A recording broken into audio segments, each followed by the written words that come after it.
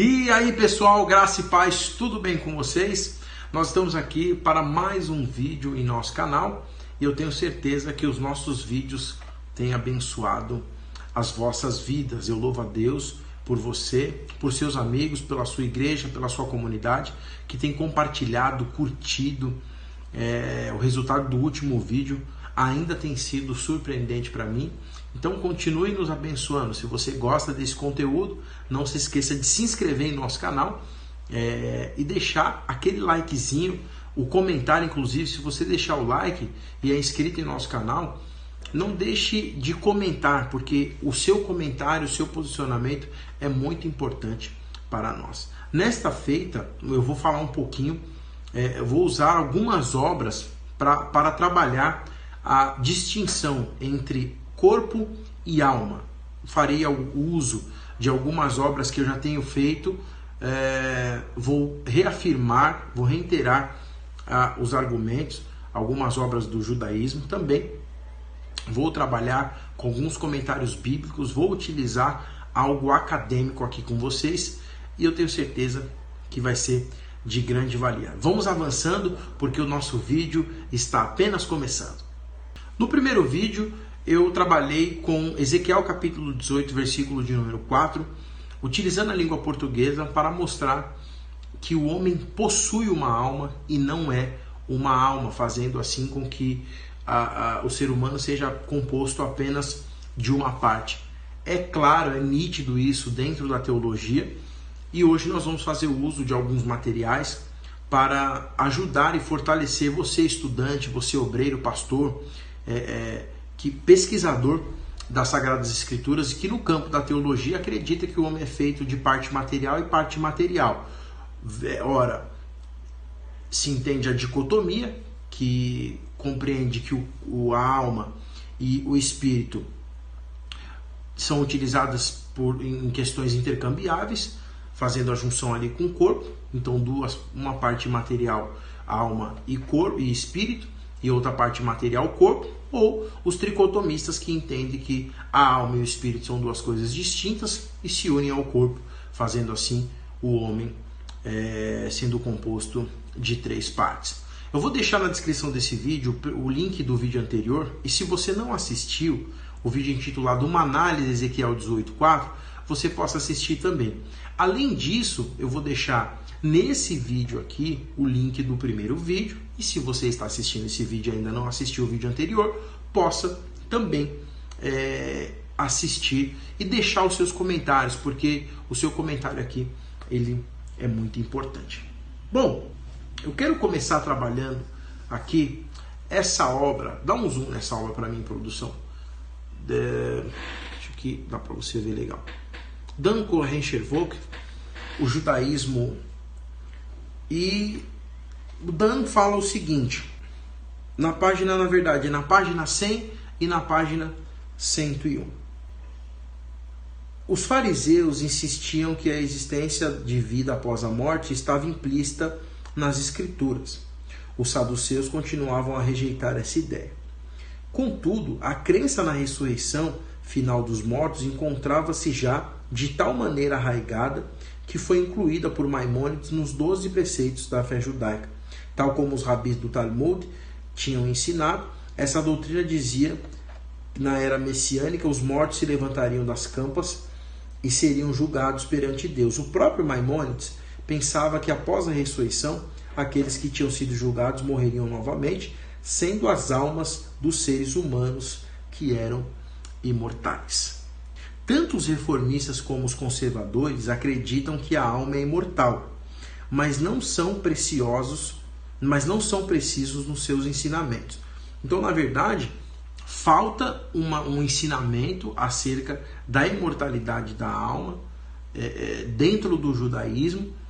Aliás, se você pegar uma teologia desenvolvida do Primeiro Testamento, ela é muito tardia. Então, como predominava as tradições orais, não tinha tanta necessidade de explicar de forma escrita o que já se compreendia de forma oral. Isso nasceu um bom tempo depois da tradição oral. Então, essa informação que o Dan traz é uma informação muito importante. Eu também trabalho, uma obra que eu tenho utilizei no programa Vejam Só, inclusive, essas duas obras, essa de Dan e essa de David Goldberg e John D. Heiners.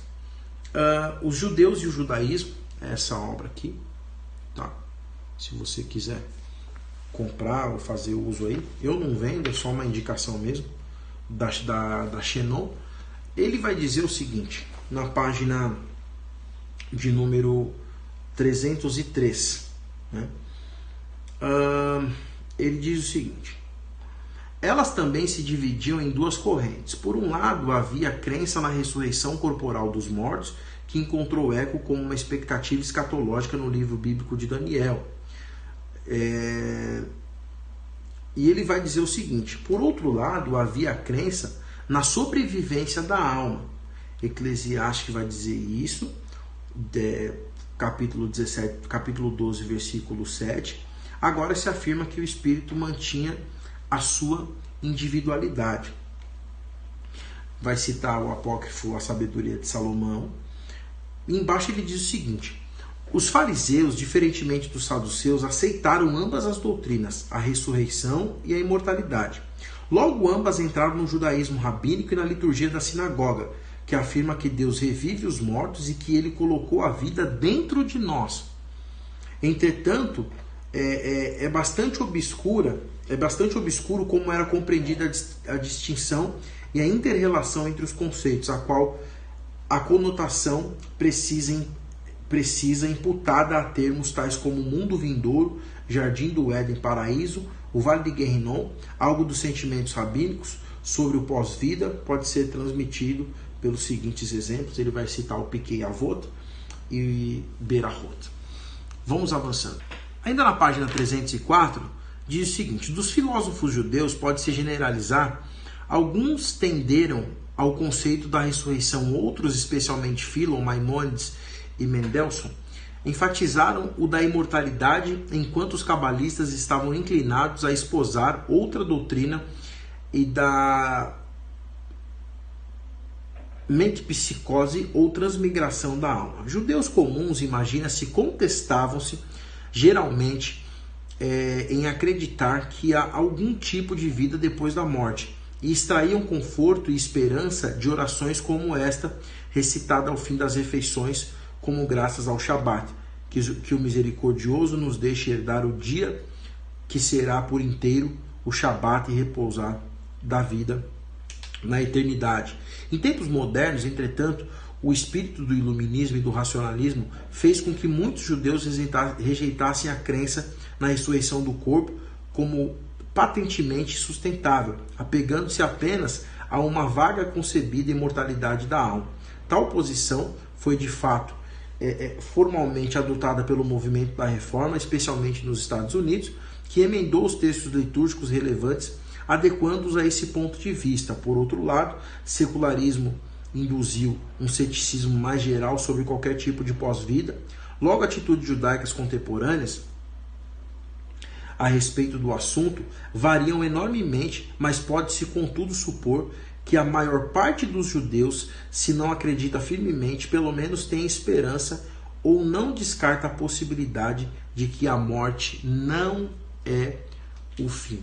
Então a gente tem aqui claramente uma distinção entre o corpo e a alma, trabalhando aqui o Dan Korchevok e David Goldberg e John D. Heiners, duas obras para trabalhar no judaísmo.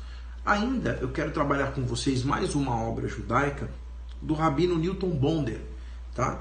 A Alma e Moral. Essa obra aqui do Rabino Newton Bonder, A Alma e Moral. E o Rabino ele vai trabalhar em duas questões aqui. Nós vamos analisar o que ele fala. Na página de número 29, olha o que o Newton Bonder fala acerca da alma, e agora ele retrata uma questão dos Gênesis.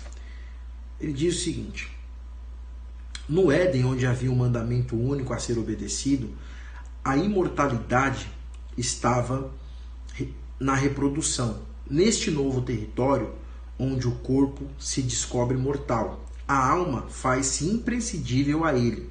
É sua única porção imortal.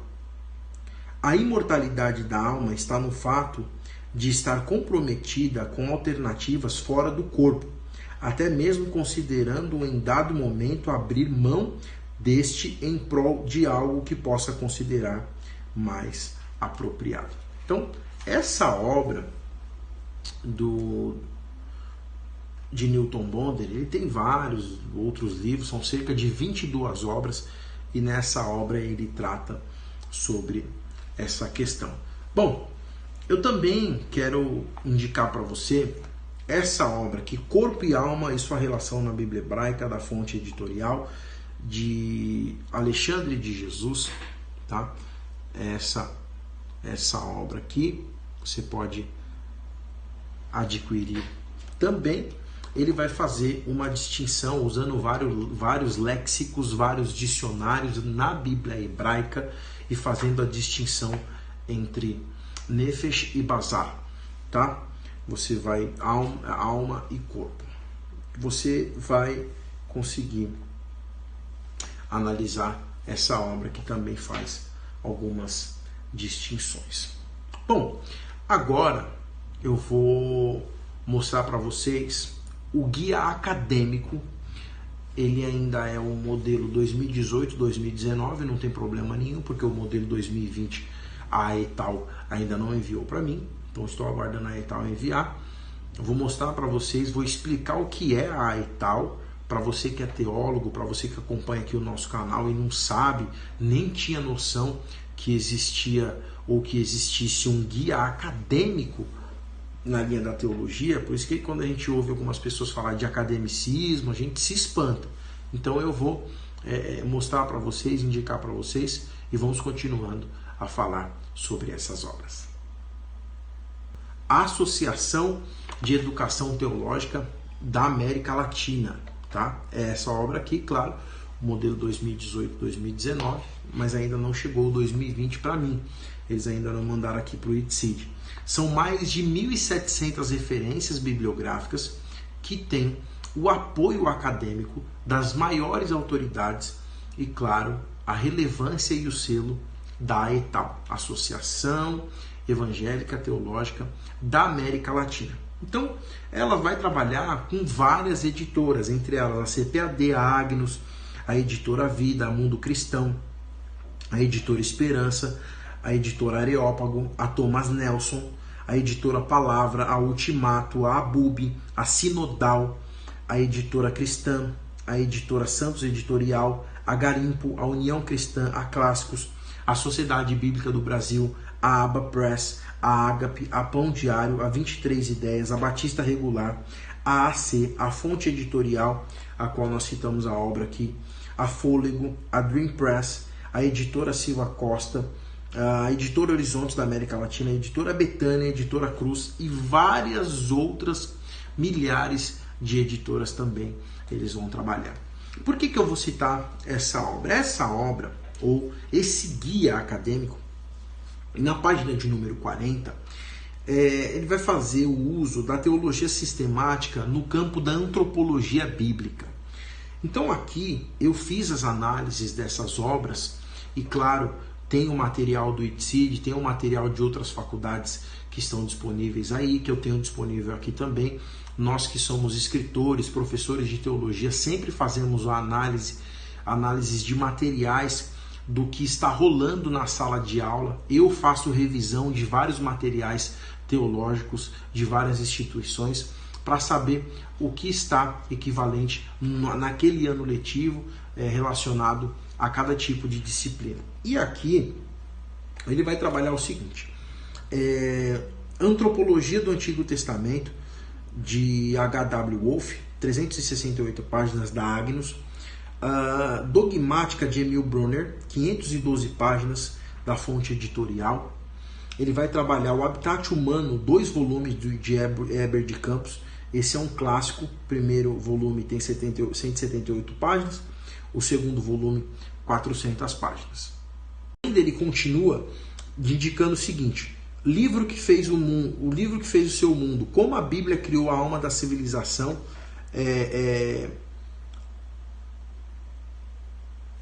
464 páginas da editora Vida. Soberania de Deus e a Responsabilidade Humana, de Hermes Maia, 304 páginas, da editora Cruz. Aí você tem a Teologia Sistemática de Eurico Bergsten, 1, 2, 3, 4 volumes.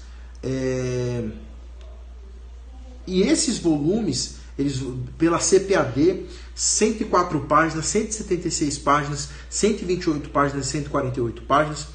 Teologia Sistemática de Charles Finney, 144 páginas, da CPAD também. Esse é um clássico. Eurico Bergsten, além dos volumes, ele tem uma outra obra, 368 páginas, da CPAD. Teologia Sistemática de Norman Geisler, Teologia Sistemática de Paul Tillich.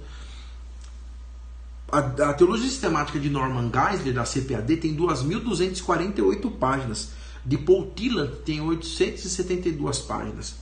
Ele ainda continua. Teologia Sistemática de Stanley M. Orton, 808 páginas, da CPAD. Teologia Sistemática em 8 volumes, de L.S. Schaffer, 2.576 páginas, da Agnus. Teologia Sistemática de Charles Haddock Spurgeon, da Agnus, 1.774 páginas. E Teologia Sistemática em 2 volumes, de Strong, também da Agnus. Todas estas obras que eu trabalho aqui do Guia Acadêmico da AETAL, elas vão dizer e fazer a distinção clara entre o corpo e a alma. Em alguns casos, eles não se posicionam quando o assunto é a discussão dicotomia e tricotomia, o dicotomismo e o tricotomismo. Por quê? Porque isso vai da análise da exegese e do conteúdo de cada situação. Porém, é claro e nítido que entre todas essas obras já citadas, o corpo é uma coisa e a alma é outra coisa, fazendo distinção do corpo e da alma, ficando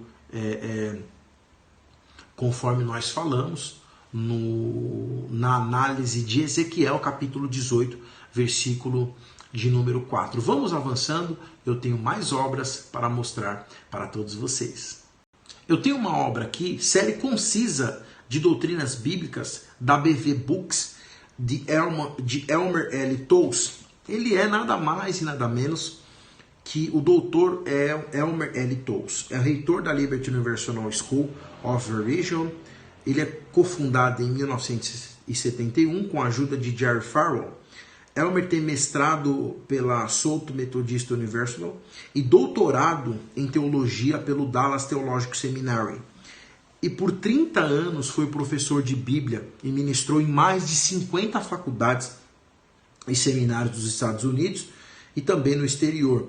Ele vai receber uma medalha de ouro de melhor autor em vários best-sellers, que incluem aqui Fasting for Spiritual Breakthrough, My Father's Name is the Song e The Gospel of John, Believe and Life, da MG.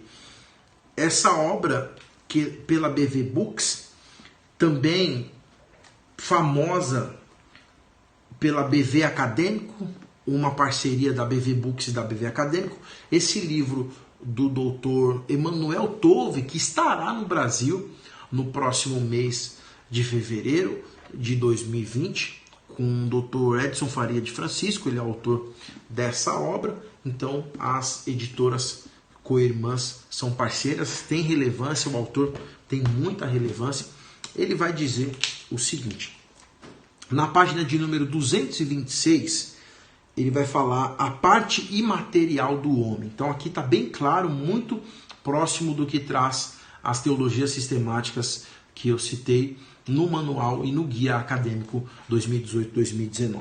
Com frequência, teólogos discutem se o homem é um ser de duas partes, dicotomia ou três partes, tricotomia. Então aqui ele já descarta a ideia do homem ser só uma alma, apenas uma alma, ser apenas uma parte. É comum essa ideia da dicotomia ou da tricotomia dentro da teologia acadêmica. Tá? Alguns versos parecem ensinar que o homem consiste apenas de corpo e alma. A distinção aqui também está bem clara, conforme traz o Alexandre de Jesus e a própria Bíblia Sagrada. E enquanto aparentemente ensinam um terceiro aspecto do homem, o espírito. E aí vai trazer os textos e vai mostrar se o corpo e a alma, se a alma e o espírito são termos intercambiáveis, qual a diferença, a distinção. No Primeiro Testamento nós temos uma clareza, no Segundo Testamento nós temos um complemento, mas não é essa discussão que eu quero ter com vocês agora, apenas mostrar a distinção de corpo e alma. Isso nós estamos fazendo muito bem. Também quero trabalhar com vocês o dicionário da Bíblia de John D. Davis, da editora Candeia e da Juerp.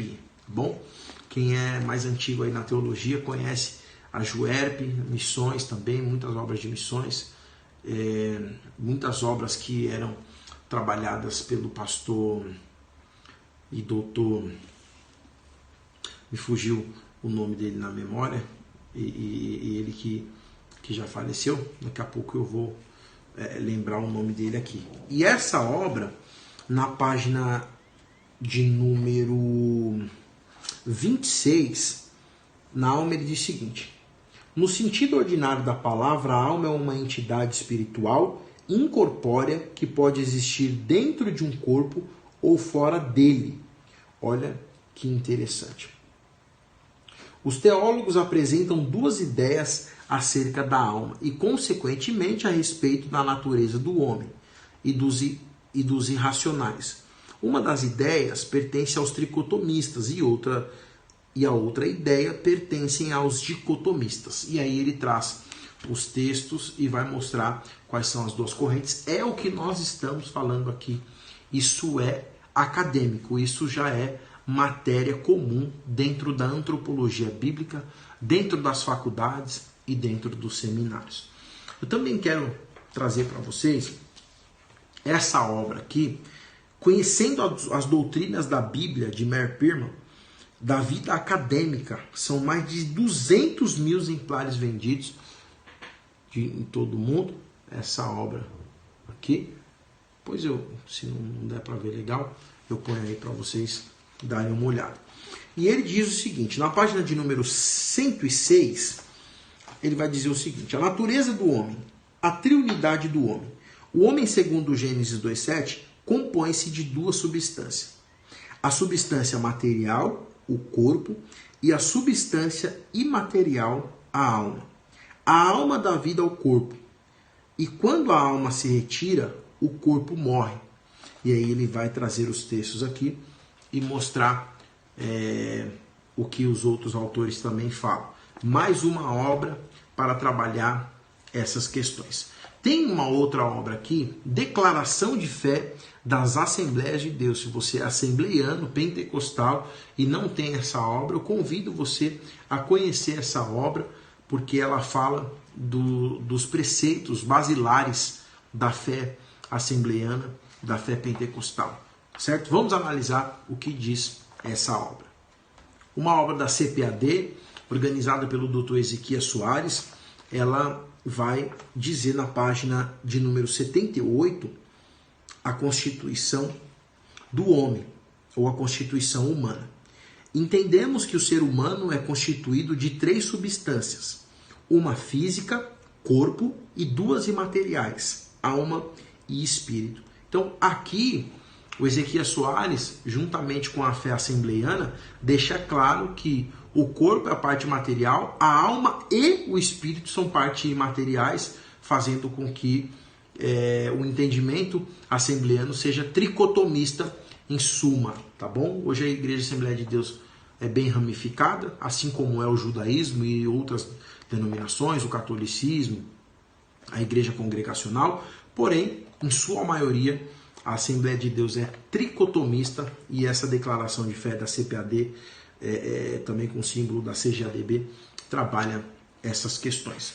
Eu também quero trabalhar com vocês aqui a minha teologia sistemática. Eu estou aqui com o meu material, essa apostila bem fininha aqui, tá? Esse é o material o primeiro módulo do nosso curso de teologia. E aqui, na página de número 171, eu que sou o organizador, o escritor aqui, eu também vou trabalhar essa questão de que o homem é feito de parte material, que é o corpo, e duas partes imateriais, que é a alma e o espírito, seguindo assim a linha da Declaração de Fé das Assembleias de Deus e várias outras obras também. Aqui eu vou trazer o conceito de tricotomia, dicotomia, eu também trago o conceito de corpo, eu também vou trabalhar a ideia da alma em vários os aspectos e sentidos que o texto traz. Quero trabalhar com vocês também essa obra, A Tapeçaria da Teologia Cristã, de Gregory C. Hicks, da Edições Loyola. Tá? Vou trabalhar essa obra aqui com vocês, uma obra fantástica, é uma obra tremenda, e olha que interessante como ele vai trabalhar essa questão da alma. Ele diz o seguinte: a tradição cristã preservou duas maneiras de conceber a vida futura de um indivíduo para além da morte. Uma futura ressurreição do corpo e uma alma imortal. Então, você vê, em boa parte das obras, ele deixa clara a distinção entre alma e corpo, e além de deixar clara a distinção, ele traz uma ideia de imortalidade. Então, ele diz que a tradição cristã vai herdar essas duas doutrinas, a ressurreição e a imortalidade da alma. Ambas fornecem uma maneira de falar sobre uma continuidade real entre a identidade de uma pessoa nessa vida e na próxima.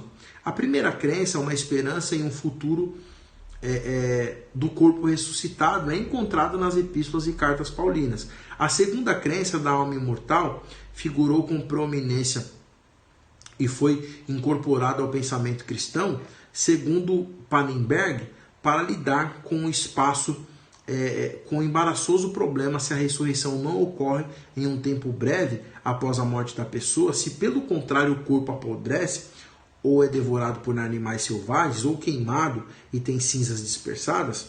Então, como uma existência corporal em algum tempo posterior, no dia da ressurreição, pode ser contínua à vida única de uma pessoa individual que morreu há muito tempo atrás.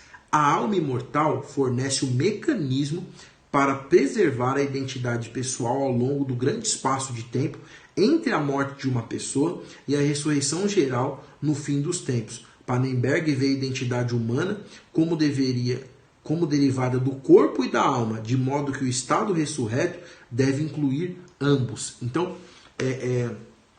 esse Pannenberg que ele cita aqui, na verdade é o seguinte: ele é um escritor que trabalha na linha do Antigo Testamento, né, ou Primeiro Testamento, falando muito sobre antropologia. Então eu tenho aqui Anthropology in the Theological Perspective, de Ulvar Pannenberg.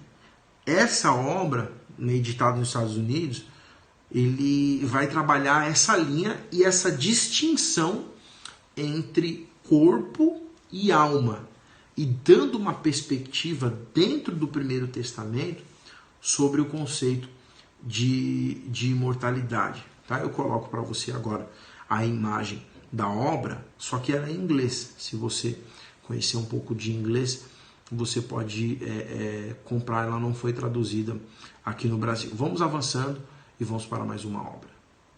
Pessoal, por fim, eu quero indicar a vocês essa obra, Breve História da Alma, de Luca de Vanzago, da Edições Loyola, da Humanística.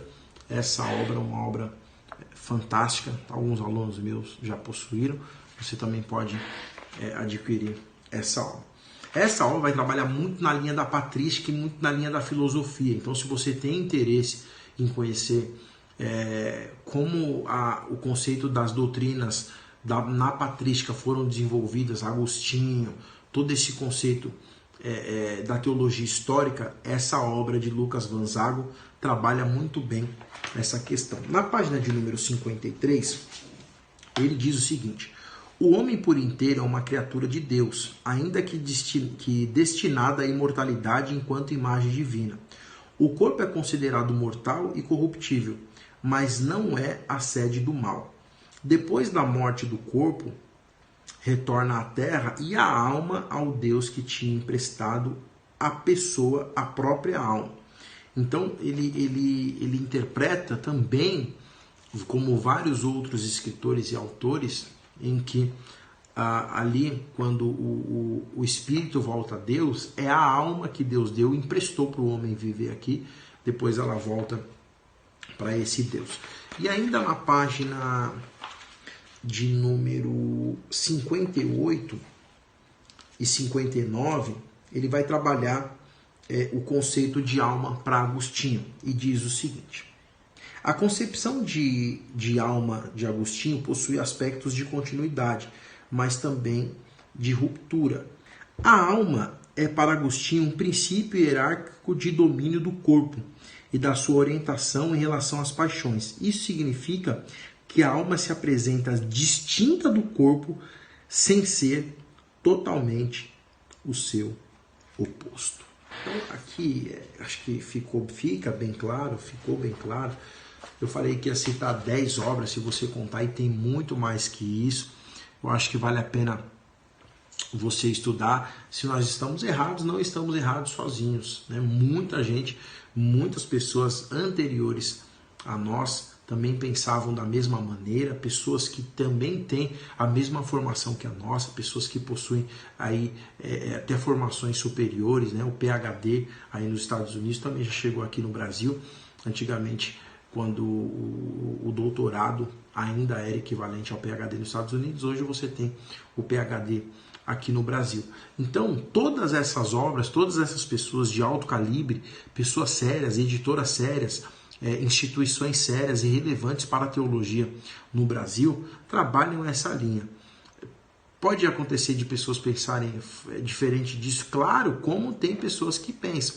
Porém, eu acho que é muita arrogância, muita besteira analisar de uma outra forma, visto que os textos são claros, as obras são claras, as citações e referências acabam ficando bem simples aí, para que você consiga entender que existe uma distinção entre o corpo e a alma, tá bom? Deus abençoe vocês e até o próximo vídeo. No próximo vídeo eu vou falar de alguns aspectos culturais com relação à existência da alma após a morte, tá? Que Deus abençoe todos vocês, fiquem todos na paz, até o próximo vídeo. Tchau, tchau.